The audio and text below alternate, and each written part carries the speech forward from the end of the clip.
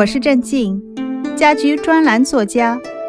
冰糖炖梨是秋冬常吃的甜品，今天我做一点改变，用桂花糖水静置香梨。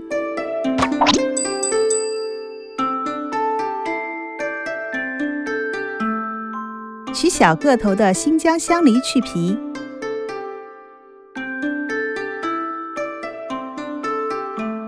削平底部，杆子保留。直立放入炖锅，放入碎冰糖，进水加至淹没梨身。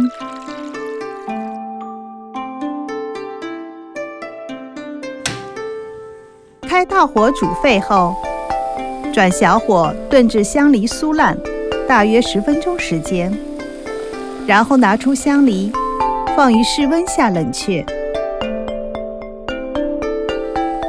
冰糖汁用大火稍稍收浓，再静置放凉。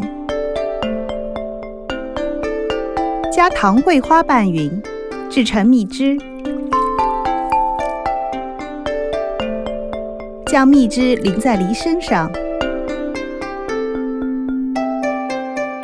浸泡1-2个小时。